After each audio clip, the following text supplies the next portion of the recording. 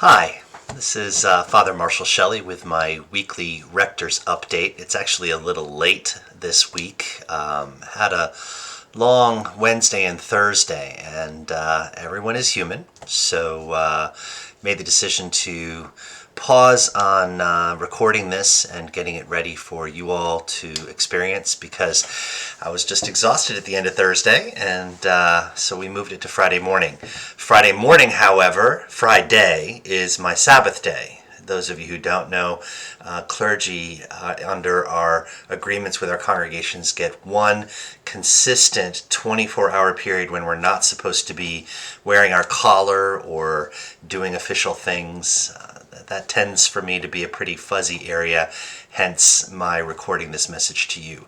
I did make the decision not to put on a collar or to dress up, and I won't take my hat off. You can see my hair. It's gotten very long during the COVID, as well as the fact that I haven't combed it down yet, so I chose to wear the hat. It's not out of disrespect being inside, it's out of respect for you all. So please forgive me that. But I did want to take some time to talk about the life and the wonder of ministry and mission at St. Peter's, to convey that to you and also to share the word for the week. I am technically working today because I'm also going to be doing the interment of some ashes for a parishioner family later on. So please do hold the Eden and Iaso family in your prayers. We appreciate that. So here's the what's going on at St. Peter's.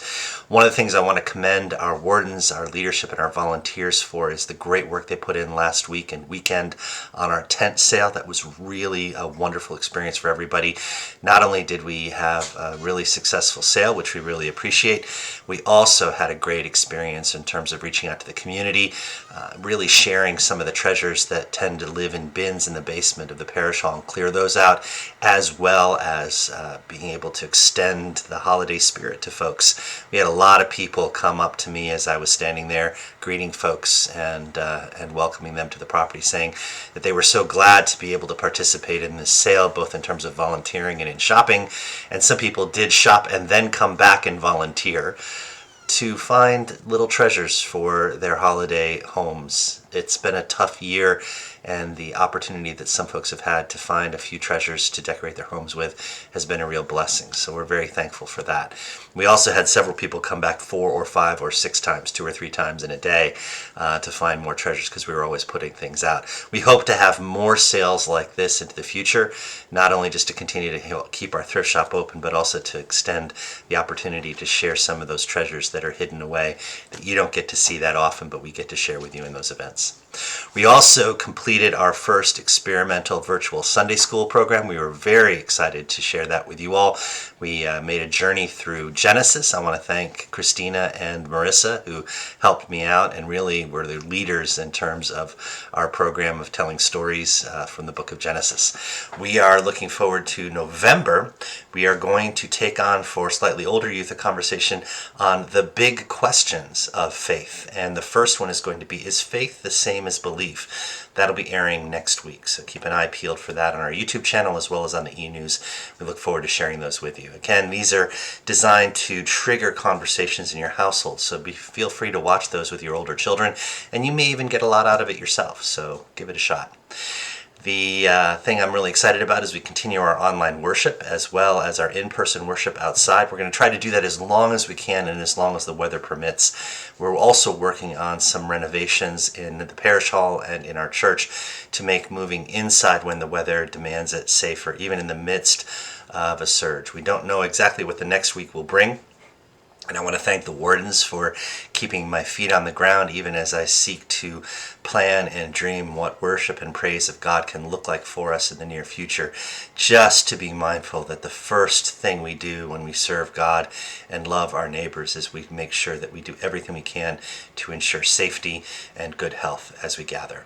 So we are actually looking to install some appliances in our HVAC systems in the parish hall and in the church that provide ionization scrubbers and actually allow us to both sanitize and ensure the transfer of our interior atmospheres up to 4 times per hour. The idea behind this is to mitigate the spread of droplets, infection, airborne virus particles. and the appliances we're actually approving through our vestry right now, God willing, installed in the next week or so, will ensure us being able to enter into those spaces knowing that we are doing everything we can to ensure clean air and clean surfaces. So we're very happy about that. Stewardship is still going on. We are getting a trickle of commitment cards in. We were expecting that because of this season of isolation. But please, if you are watching this and you are a parishioner, or even if you're not a parishioner yet, but you'd like to become more deeply involved in the life of Christ here at St. Peter's, please consider making a commitment to St. Peter's and sustaining our mission and ministry for the coming year. We've been blessed, truly blessed, with the support of our congregants and their ongoing efforts to sustain and ensure that the vestry can maintain healthy stewardship over our mission and ministry, and to care for our tools of ministry effectively. We've also been blessed by the aid programs that the government has put out with the PPP and the EIDL loans, and then finally as well with our thrift shop, which really is sort of the crowning cherry on top of this Sunday experience for us at St. Peter's. So I want to thank everybody who is making an effort to support us.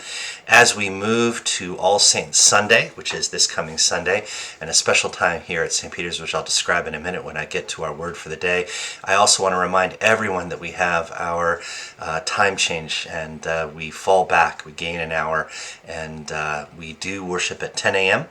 outside.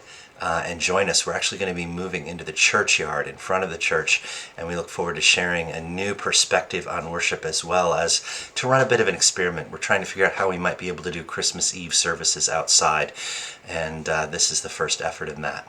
So all in all, we're very grateful to be able to offer all of these things, and I want to tender that to you. So here's for the word, election. I realize this is a bit longer video, so please do bear with me, and I hope you can enjoy it.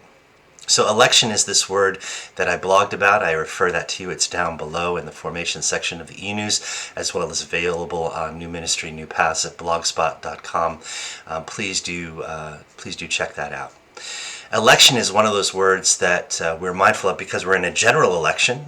Next Tuesday, we're all going to be going to the ballot boxes, or in New Jersey, we've already voted because we got them all by mail this year. And we're going to be electing senators and representatives and a new president, or continuing with our current president. And we are focused on election as the voting in of leadership. But there's another part of election, which is the ability to have the power, the privilege, and the right to make decisions. And I want to hold that up as a very important aspect of our practice and our discipline in faith. All Saints as a Sunday is one of my favorites because of our ability to elect, to choose, to honor those who have gone before, to hold them in memory, and to really do everything we can to take the gifts we've been given, our freedoms, our privileges, our rights, and to put them to effect for the greater good of all. So I urge you this day, as you prepare to vote, or as you have already voted and reflect and pray upon that, to hold that idea of election as a Christian discipline, as we follow Christ, as we seek to love God with our whole being and love our neighbors as ourselves. We are among those who are experiencing election, privilege, power, and right to do what we can for others. Everything we do as people who follow Jesus Christ is mindfully consecrated to the glory of God and in service to the neighbor. Let that also be every aspect of our public life, and let those words and those actions be a testament to the greater glory of God. So thank you so much. I appreciate you spending time with me. I know this is a bit of a longer video. You'll forgive me. I'm a little more relaxed than I normally am as I record, and I realize I may have dithered on a bit. But thank you so much. God bless you. Hope to see you on Sunday. Hope to see you in the coming weeks, and be well. God bless. Bye-bye.